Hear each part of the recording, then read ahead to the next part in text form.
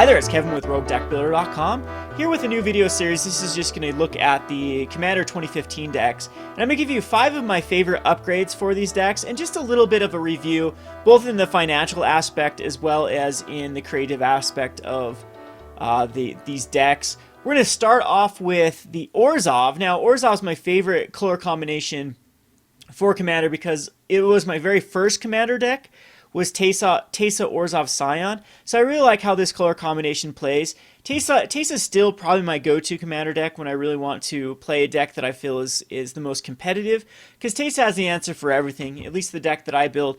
It's a Planeswalker that can control the board by herself. It's very easy to get 3 white creatures to sacrifice to exile a creature. So for that reason, that's why I chose Teysa. And there's just a lot of cool combinations and synergies with Teysa Orzhov Scion. But this deck looks really, really sweet. It's my favorite of the 5 so far, just because the 2 commanders that you get are pretty awesome. So let's just start out and look at the commanders and see what kind of deck we can build them. One of them is Teysa Envoy of Ghosts. You're not going to use this as your commander. I don't like this as a commander. I've been very unimpressed when I used to have it as an alternate commander in my Teysa Orzhov Scions, because as suggested, I don't know if people still play by the old rule, but we do in our store just to keep things more fresh. If 2 people come to a commander table with the same commander, we make them roll to see who gets to play that commander, and you're supposed to put an alternate commander in your deck, because if you have to use an alternate commander, then you have access to that in your deck. So that was my alternate black-white commander. I haven't really had a lot of good black-white commanders, and this set gives me 2 awesome ones that I want to use. And Teysa just too slow for a commander. 7 mana for it, and then it's okay because it has protection from creatures, has vigilance, and it really deters your opponents from attacking into you. But that's really lackluster for a commander. There's a lot better things you can do. So anyway, let's just check out the new commanders we get. So the one that's going to be on the front of is Daxos the Returned. I really like Daxos the Returned because he has a lot of synergies that you can do with him. Whenever you cast an enchantment spell, you get an experience counter, and then you get, for 3 mana, put a white-black spirit enchantment creature token on the battlefield that's power and toughness for each equal to the number of experience counters you have.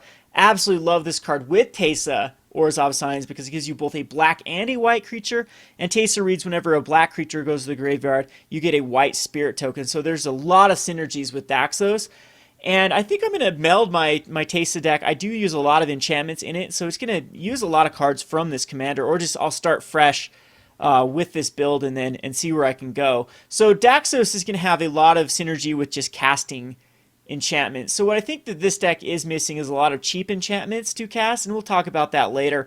What I think some easy upgrades for Daxos can be. So the other notable commander that we have is Karloff of the Ghost Council. Karloff of the Ghost Council says whenever you gain life, put 2+1/+1 counters on Karloff and remove 6+1/+1 counters. Karloff exile target creature. So there's a lot of ways you can make Karloff gain +1/+1 counters that are enchantment form. There's like cards like Sunbound. Whenever you gain life, put that many +1/+1 counters on a creature, and so it does kind of the same thing that Karloff does. And so if you have a Sunbound, you can just go crazy with +1/+1 counters. There's a lot of out of the Constant Arcure block, there's a lot of ways to put counters on particular creatures, and I'm not going to go into detail too much with how to put in black-white, how to put a bunch of +1/+1 counters on a creature, but just know there's a ton of them. And so if you're going to use Karloff of the Ghost Council as your commander, I highly suggest looking into those and upgrading specifically for... when I build a commander deck, I specifically like to synergize with my commander. That's the whole point. I know that I've played against commander decks that don't even summon their commanders. They just use the color combination.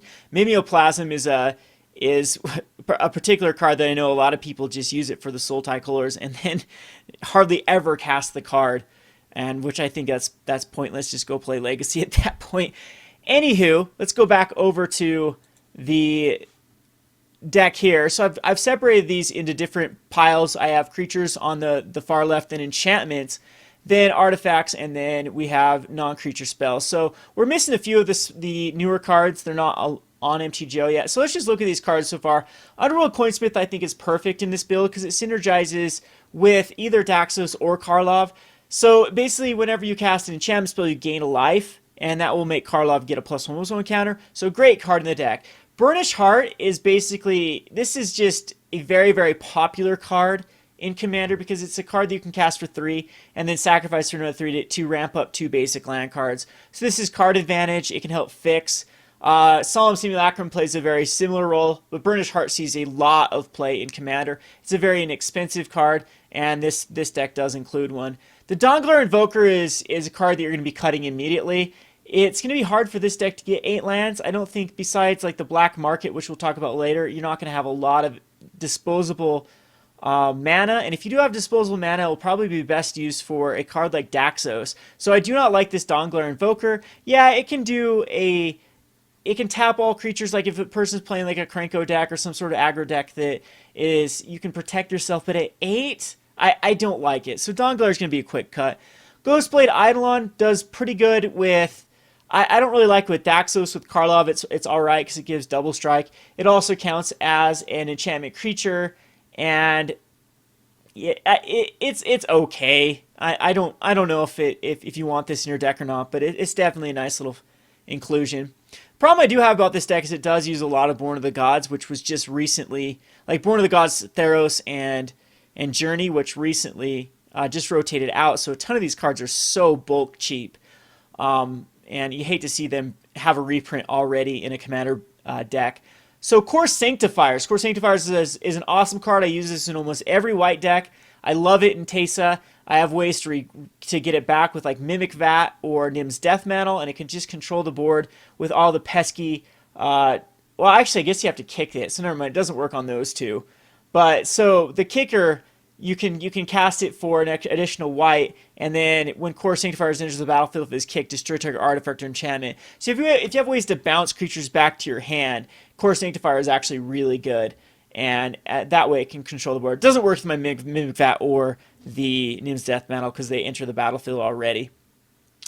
But I think this is a solid card to put in a white deck just because it has the ability to take care of both artifacts and enchantments and has a body on top of it. The reason I like it with Teysa Orzhov Scion is I get to kill something and still have a white creature to use with Teysa. Mesa Enchantress is one of the best cards in this deck. Whenever you cast an enchantment spell, draw a card. Here's your draw card engine. We're good to go here. Monk Idealist is okay, not a bad card. He enters the battlefield to return an enchantment card from graveyard to hand, sure. Night Howler's fine in a Commander-based deck. This card will get huge, so if you put this on like Karloff, he's going to be insanely large. The bestow cost is very reasonable for Night Howler. Absolutely love Night Howler. It's one of my favorite cards. Printed out of Theros, and a Commander, it shines as well because it reads every creature card in all graveyards.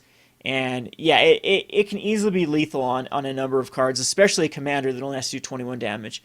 Johnny's Chosen is great. This is another card that I use a ton in my Teysa Orzhov Scion because it pairs up very well with the amount of enchantments that I use and gives me 2/2 white cat creatures for every time I cast an enchantment. There's a combination coming up that I'll show you.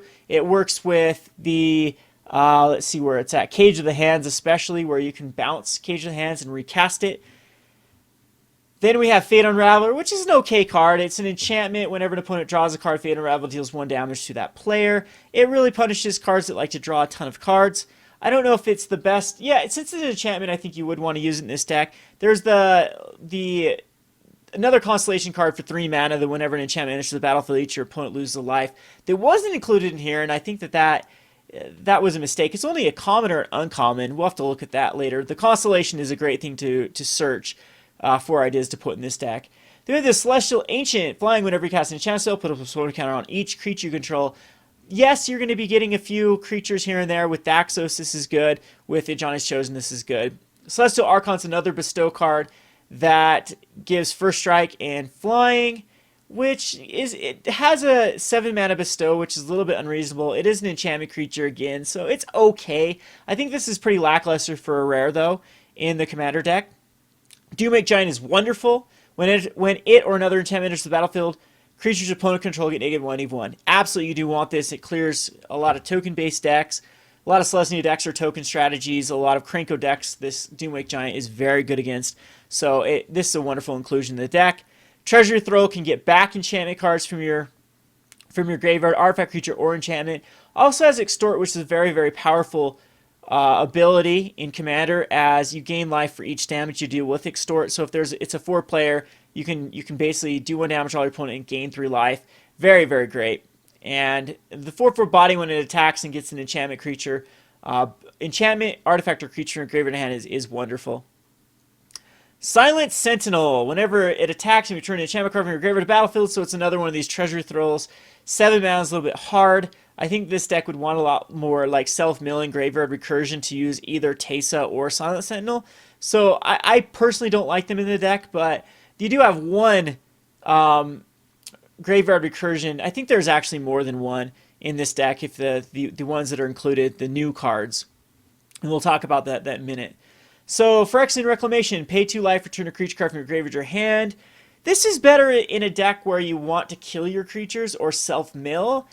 So far in this deck, we're doing neither. So I'm not quite sure. I mean, the only thing that you can really work with is Burnish. Burnished Heart likes to kill itself, but that's basically it. So Reclamation is much, much, much better. I use this in a self-mill strategy.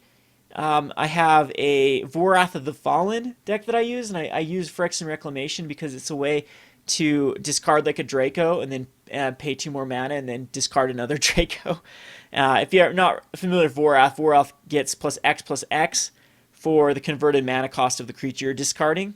And Draco's a 16 converted mana cost card, so it's wonderful. So I use that Phyrexian Reclamation in that deck. It's okay in this deck, though it's card advantage. I think it's fine. I think that a card like Greed would be better. Greed did not make my top 5 of cards you can upgrade. Greed is a 4-mana enchantment, is pay 2 life, draw a card for black. I think it's a wonderful card drawing engine for the deck. We do have some pretty good card draw, though, with Mesa Enchantress and a few that are coming up. Now, here are some cool cards with this deck because they're removal that actually gets you some advantage when you cast them, because casting enchantments is what you want to do, which is Seal of Cleansing. Sacrifice Seal of Cleansing to destroy target artifact or enchantment. We also have a Seal of Doom that goes along with this. Destroy target non-black creature. It can't be regenerated. And we also have an R of Silence, which you can sacrifice to destroy an artifact or enchantment, or artifacts and enchantment spells, as long as this is on the battlefield, costs 2 more to cast. So it's a great inclusion in the deck. I really like this card. A Banishing Light, you can also add an Oblivion Ring. It can take care of any permanent your opponent controls until they take care of Banishing Light. We have a number of these cards. There's actually one that's going to be a new addition in the 12 cards that are not, you don't see right here because they're brand new and I don't have them MTG yet. There's also some new cards from, like, I really like the double X spell, the Quarantine Field. Could go in this deck. I actually really like Quarantine Field in this deck. Already talked about Cage of the Hands. It's got a lot of synergy in this deck because you can bounce it, and it's a pacifism that can then just be recast on whatever the threat is, the greatest threat at the time is. There's a few of these we're going to look at, the bounce spells. I think they have a lot of good synergy with like Johnny's Chosen or Constellation, as they're like a renewable resource. We have the Fallen Ideal, which is okay in this. You can sacrifice a creature to give a creature +2/+1 until end of turn. And when it's put in the graveyard, return Fallen Ideal to its owner's hand. So it has that kind of Rancor ability. I'm not a big fan of this, though, in this deck. I think it's a quick cut. It doesn't get enough value. Karmic Justice. This is a fun enchantment. Whenever a spell or ability opponent controls destroys a non-creature permanent you control, you may destroy target permanent that opponent controls. It's pretty amazing. Any sort of board wipe that destroys enchantments or artifacts or lands, you can punish them for doing so. Phyrexian Arena. This is going to be a great reprint. This is kind of the shining star out of this deck that is going to have a functional reprint that actually does hold a price tag. This is down to already $5, but I mean, this has hit up to $8 before. It sees some modern play, it sees a lot of kitchen table casual play, and it sees a ton of commander play. So really glad Phyrexian Arena gets a reprint. Unreal Connections. This is a fun card as well. It's another enchantment that draws you cards, which is exactly what this deck wants. Vow of Duty. Enchant creature gets +2/+2 vigilance and can't attack you or a planeswalker you control. So basically you get to pump up an opponent's creature and then they can't attack you. I don't like either one of these. I think there's better things, but they're fun, I guess. This one gives Intimidate. They are enchantments you get value. You can keep them in if you want. They're easy cuts though. Marshals Anthem. This is a fun card because it's a anthem. So you get a +1/+1. creatures you control. And the multi-kicker returns creatures from your graveyard back to the battlefield. So if you have a ton of mana, this card is just phenomenal in Commander. It can get back a bunch of your higher casting cost cards. But the problem is again, we don't really have a way to self-mill those. And so you're usually end up getting some cards that don't have the greatest converted mana cost. And as you saw in our left-hand column, there's not a lot of creatures in the deck to begin with. So I don't know how I feel about this card in this particular deck. The Anthem effect also, the only thing that you're putting out a lot of creature tokens is going to be a Johnny's Chosen, or if they've killed you with, if they've attacked you with a Teysa and with Ghost out, and you've got Spirit tokens. So the Anthem effects are kind of weird in this deck. Black Market is also kind of unusual in this deck because Black Market, you really want to put this in a deck where you can control the outcome of how many creatures die. And this card is insane. This did have a hefty price tag before the reprint, but this is going to absolutely kill the value of Black Market. The only reason why this card held, I think it was a $12 price tag before it was announced, is because it came from, what is that, Mercadian Mask, which was a very, very low printed set. And this does have, a lot of people love this in Commander. I use it in 2 of my Commander decks, as one of them is a Savra Sack deck, and I actually use this in a Grenzo Sack deck. A lot of my Black Sacrifice decks use your commander of your choice. I've used Grenzo, I've used Grim, I've used Savra, Teysa. All of them share a lot of the same black cards, and this card basically went in every one of those. A little more powerful in the black-white enchantment deck because it is an enchantment, but basically this says whenever a creature dies, you put a charge counter on it. In the beginning of your first main phase, you add a black to your mana pool. This can get it obscene. It does have a high mana cost of 5, but usually if you drop this down on 5th turn or with a Soul Ring, you can get this out on turn 3. Then creatures start to die, and you start to get an insane amount of mana to cast whatever you want. We already have a good mana dump in the form of Daxos. Other than this doesn't add both white and black, it's just black, but it is at least will take care of the black portion and the colorless portion of the Daxos. We have a Dictate of Heliod. I would have way rather had the other Dictate, because again, I don't know if your creatures want +2/+2. You're not a swarm deck. There's going to be very few times where you're going to have a lot of advantage. I guess with Daxos is your other way to add a bunch of creatures. So between Daxos and Johnny's Chosen, maybe, but it's just not enough for me to justify having a lot of pump spells. And I guess another token producers, or Anthem spells, but another token producer in the form of Sigil of the Empty Thrones is going to be an all-star in this deck, because whenever you cast an enchantment spell, you put a 4/4 white angel token. Last but not least, there's a Necromancer's Covenant. When it enters the battlefield, you exile creature cards from a player's graveyard and put that many 2/2 black zombie creature tokens, and then they have lifelink. So I guess I'm kind of wrong here. You will get a lot of tokens, and maybe you do want the Anthems, but I don't think we should rely on Anthems with this deck. It still seems a little bit awkward. But this one is nice because you can actually hose one of your opponents. Usually on every commander table, there's someone that is using their graveyard, and you can exile at least the creatures from that graveyard, and then get a bunch of zombies. Like, the whole point with Necromancer's Covenant, though, is sometimes you'd want to utilize it on your own graveyard, and you really don't have a lot of creatures to make this worthwhile. So hopefully you have some sort of self-mill type strategy, like a Sidisi deck that you're going up against, and this is where the Necromancer's Covenant can shine. The artifacts are pretty much self-explanatory. These are almost auto-includes in every commander deck. There's a Soul Ring in every deck, a Wayfarer's Bauble, Lightning Greaves to protect your commanders, Shroud and Haste, and then the Orzhov Signet. The Lightning Greaves is, of course, the most powerful one because the equip 0 is huge. An Orzhov Signet to help you ramp and fix, an Orzhov Cluestone to help you ramp and fix, and then Crystal Chimes, which is a really cool reprint. You can return all enchantment cards from your graveyard to your hand. This will be a great card in the deck. Death's Grasp is kind of awkward. You can gain life and destroy a creature or do damage to a player. If you have, like, through the black market, a ton of mana, this is a nice little dump. But I like to use the one out of Gatecrash, or is it Dragon's Maze? The XX black white, or is it just black white?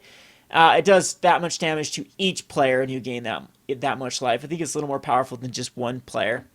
Ancient Craving is a pretty usually every black deck runs an Ancient Craving. It's 4 mana to draw 3 cards and lose 3 life. It's perfect draw spell. You might actually have enough draw in this deck through some of these, like Enchantress, the Ancient Cravings, Enchantress, Phyrexian Arena, and Unreal Connection that this might be unnecessary. Dawn to Dusk is great card advantage. You can destroy an enchantment and return an enchantment card from your graveyard to your hand. And Guild is kind of out of place here. You get exile a creature and put a colorless artifact token. I think you'd rather have like another Oblivion Ring than a Guild, but it's fine. It's removal. Removal is always nice in a format. All right, so let's take a look at the new cards that are coming out of the Orzhov deck. So it's Karloff, the Ghost Counts. We've already talked about this. This card. Resco's Explorer is really cool. This is a card that might replace... I run a card called Tithe, and I also run a card called Gifts of Estates, and those help you go tutor up lands. One of the problems with Commanders that leads to the most losses is just not getting enough lands to play. Commander is one of those formats where you need to be hitting land drops, and a lot of the more impactful cards are above the 5 converted mana cost. And so cards like Tithe and Gifts of Estate, which let you go and search for lands, are really good. I think Resco's Explorer is wonderful here. So it's a 2/2, which is really good because it's a creature. It's a Tithe with a body. Whenever it enters the battlefield, search your library for up to X Plains cards, where X is the number of players who control more lands than you. Reveal those cards and put them in your hand. So if you're playing in a Commander deck and you're going last, you can use the Resco's Explorer. Or one of the things with like the Terramorphic Expanse and Evolving Wilds that you can actually do, you can sacrifice your own Terramorphic Expanse, Evolving Wilds, and fail to find, and then that will put you usually below your opponents, and then allows you to go get a bunch of cards. But that puts you back an entire land drop. I don't know if I quite suggest that, but you can just a lot of times hold off playing a land for a turn if you need to tutor up a bunch of lands. And I think this is pretty much going to be on par with Gifts of Estate. It's going to get you in a 4-player commander, going to get you 3 lands if you play it correctly. Thought Vessel, add 1 to your mana pool, no maximum hand size. Just another of those ramp type spells that has a Reliquary Tower built into it. Bastion Protector, commander creatures you control get +2, so you have indestructible. Sure, I think it's a fine card. It can give your commander indestructible until they take care of it. Grasp of Fate, when it enters the battlefield, for each opponent, exile a non-land permanent, so it's a banishing light for every opponent. Amazing, this deck. This is one of the chase cards. I think one of the reasons to buy this commander deck is for Grasp of Fate. Shielded by Faith, enchanted creature is indestructible, and then you can reattach it to something else. So what's cool about this is you can put it on an earlier creature, and then when you cast your commander, then you can throw it on your commander. So you can preemptively protect your commander. So it's a great card for that. Corks Augur, I don't like Corks Augur in this deck. It says when Corks Augur dies, you draw X cards and lose X life or X number of creature cards in target player's graveyard. There's a lot of ifs here. You have to have a way to kill it. You have to have a player with enough creature cards in their graveyard. It just doesn't feel like it fits in this deck. Daxos' Tormentor, another card that I don't like. It's a 4 mana for a potentially 5/5. You get a 5/5 haste your first turn. So that is the nice thing about it. It's 4 mana, you get a 5/5 haste. It then loses its, on your opponent's turn, it's just an enchantment, so it might be a lot harder to kill. And whenever you have another enchantment enter the battlefield, it becomes a 5/5 again. I don't know. It's fine. It doesn't just seem to be doing what this deck wants to be doing, which is casting a lot of enchantment spells and getting a lot of... I guess it's a creature. It's a 5... It's fine. It's fine. I was a little at first... It's the haste that puts it over the top, because the turn you cast it, you can attack it as someone's Planeswalker, or... And people aren't expecting a haste card out of black or white. Banshee of the Dread Choir. I think that this is them just trying to push their Myriad. And another card that just seems out of place. When this creature attacks, you put a copy into play for each creature. And then when it dishes out combat damage, they have to discard a card. So each player, you put a copy of it into play. I like this with Teysa because it puts a bunch of black creatures into play that can then be blocked and then die and then give you white creatures. But for 5 mana... the Myriad's a cool ability, but again, this is probably not a card that I think that an enchantment-based deck absolutely wants, and they just shoved it in there for the Myriad effect, trying to push it in each deck. Here's another one, Flying Vigilance Myriad. This one's very lackluster. I just don't like the Herald of Host. Righteous Confluence, another card that I think is okay because we do have those Anthem effects again, and we put a 2/2 white knight creature token with Vigilance onto the battlefield. You can use this mode 3 times. You can put 3 2/2 white knights. You can exile up to 3 enchantments and gain up to 15 life and mix and match as you want. It's alright. It's not bad. Deadly Tempest. Destroy all creatures. Each player loses life equal to the number of creatures he or she controlled this that were destroyed this way. Ugh, there's better things. I think a Merciless Eviction, or just the one that destroys all non-enchantment creatures, is better than Deadly Tempest in this particular deck. It's 6 mana. It punishes maybe token-based strategies, but you are a token-based strategy, so you're going to be losing a lot of life a lot of times with this card. Absolutely hate this card in this particular deck. There's better things to wipe the board. Thief of the Blood. As it enters the battlefield, remove all counters from all permanents. Thief of the Blood gets +1/+1. Sure. It's a way to hose out your opponent's, but it's only +1/+1 counters, right? No, remove all counters. So it does get like Planeswalker loyalty counters, I believe. Yeah, so it's like a Vampire Hexmage on crack for everything. It's not bad. You'll get a huge flying creature sometimes. Very situational. Gives Animar, it's fun. For sure. Then Sandstone Oracle. This is the card that I hate the most out of this deck. Flying when it enters the battlefild, choose an opponent. If that player has more cards than you, draw cards equal to the difference. You have plenty of ways to draw cards in this deck without a 7 mana 4/4. This is something that would go in an artifact deck or something like I'll probably end up throwing this in my Animar deck.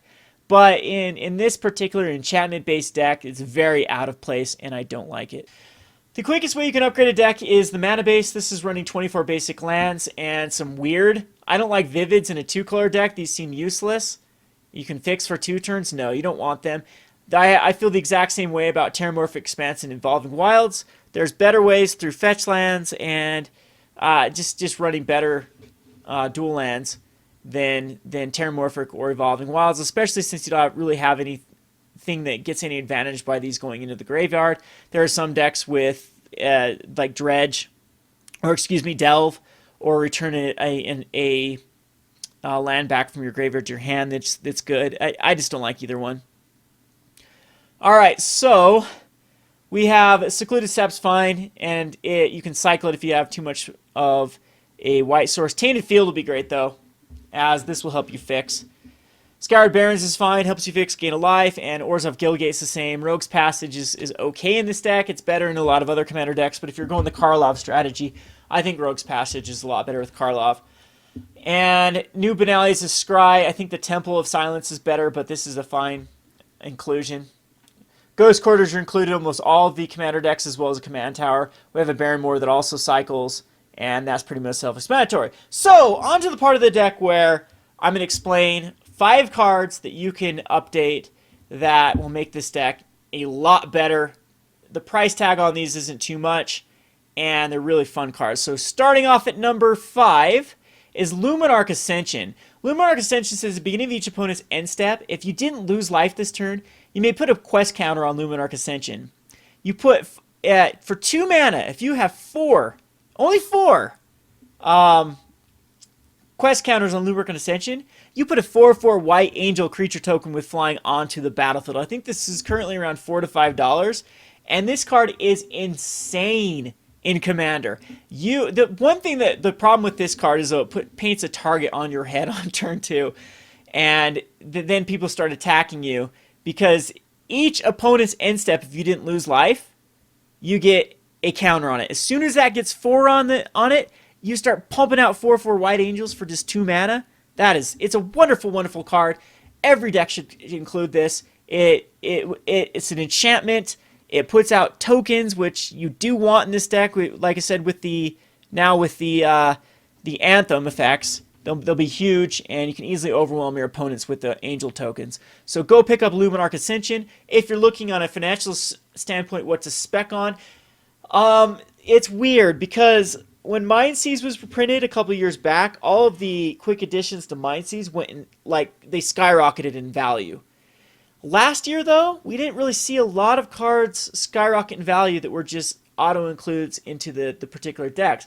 I really thought the white equipment deck, we'd see a lot of the tutor, the equipment tutor go up in value, and a few of the other cards, but like Stoneforge Mystic and things like that. And maybe Stoneforge had a spike, but a lot of people said it was because of Legacy. And I I don't know. I think though that if these commander decks are very popular, which I think this is actually going to be the least popular commander run of all time, just because there isn't really any chase cards out of these commander decks. They kind of went like the shotgun route. What I mean by that is they each one of these commanders is going to have like $75 to $80 worth of value right off the bat, but there isn't anything that's just like stands out. They printed a lot of like $2, $3, $4 cards in these commander decks. No $15 or $20 card. I highly suggested they put a fetch land in each one of these because it would really help. It would sell their product. I mean, that's what they want.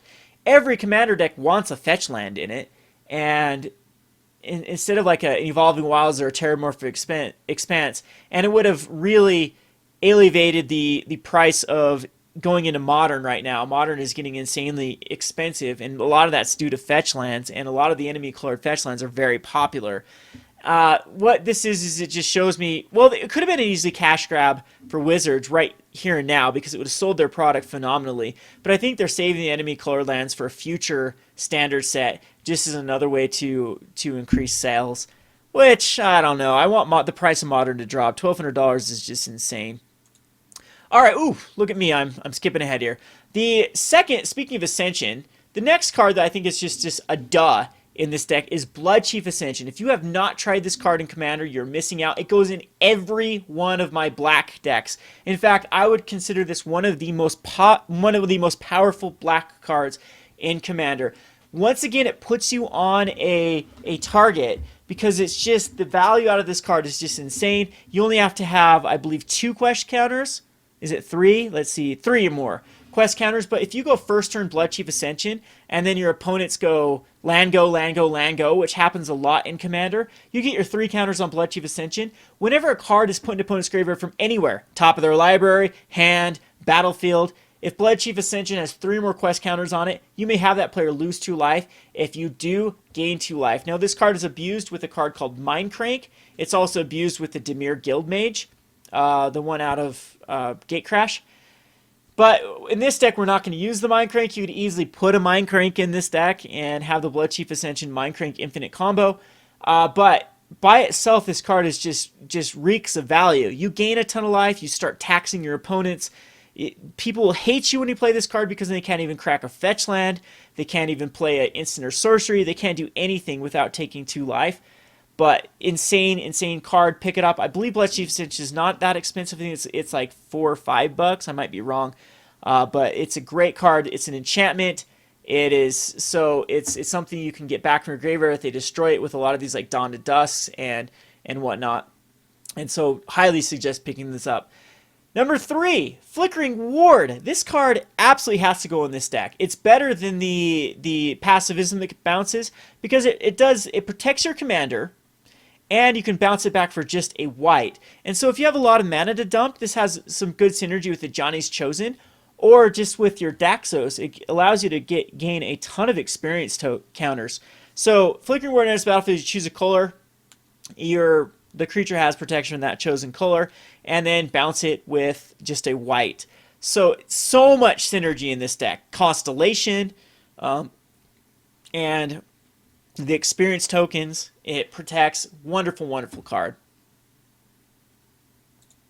All right, number 4, and this one is specific to Karloff. I talked about putting +1/+1 counters on a creature. Eternal Thirst in Commander is probably the best way to put a +1/+1 counter. This says enchanted creature has lifelink, and whenever a creature an opponent control dies, put a +1/+1 counter on this creature. Now with Karloff says whenever you gain life, put 2 +1/+1 counters on it. So Eternal Thirst gives it lifelink. It's just a duh card to put on Karloff, and then whenever an opponent's creature dies, put a +1/+1 counter on Karloff. Karloff is going to get insane. He's going to get a ton of cards very quickly. I'm very surprised Eternal Thirst was not included, as it is just a common, and it has probably the best synergy I can think of with Karloff. There's not another card that has more. Lifelink and +1/+1. Maybe Sunbound. Sunbound's kind of cool. Sunbound just kind of doubles your Karloff, makes it even bigger. And then last but not least, maybe I shouldn't, this is just one of those highly expensive cards. You could put Demonic Tutor, you could put anything, but since this is an enchantment-based deck where you really want to tutor up a specific enchantment, I think the Idyllic Tutor would be your best addition to this deck. Now, I don't remember how much these are. I think they're over $10, though, that these do have a pretty price tag on them. But in this particular deck, 3 mana to tutor up any enchantment card. It's a great, great card. You can run any of the other tutors. Black, since you're into black, there are demonic, there's vampiric, there's the other white tutor from Mirage that puts on top of your library for an enchantment or artifact card. There's Diabolical Tutor, there's the Increasing Ambition, there's the Spell Mastery one out of Origins. Plenty of tutors if you're looking for a specific card. You can get really degenerate with Bloodchief Ascension and Mind Crank. You can also get more degenerate with whenever the Infinite Loop card, whenever your opponent gains life, or whenever you gain life, each opponent loses life. Sanguine Bond and Exquisite Blood combo whenever you gain life, each opponent loses life. Whenever an opponent loses life, you gain life. It creates an infinite loop. A lot of Commander play groups really can't stand or do not like infinites. But if your play group is open to it, if they're doing it too, that's how you can easily upgrade this deck. They're all enchantments that I've just named. And you also have access to the Orzhov Guild Mage out of Gatecrash that creates an infinite loop with Sanguine Bond as well, or Exquisite Blood, one of the two. It does the opposite of one of those two. So those are my just quick upgrades for this deck. Let me know in the comment section below what you would add to this deck. I think there's plenty. There are so many cards that you can add without really breaking the bank. Sun Bond, of course, was a good one. There's a lot of Constellation cards out of Born of Gods that can really upgrade this deck, and I'm sure there's plenty of cards that I've forgotten. There's the Tutor, Helo's Emissary, which I think would go great. The tutors up a specific aura, can tutor up that Flickering Ward that can go in this deck as well. Or Helo's something, the one out of M15 that tutors up a specific aura card. Anyway, this has been Kevin with RogueDeckBuilder.com. Thanks for watching. Are you a fan of Rogue Deck Builder and want to support the series? Consider purchasing a playmat by clicking on the link to your left. And for more Magic the Gathering videos, click on the Rogue Deck Builder icon to the right. Thanks for watching.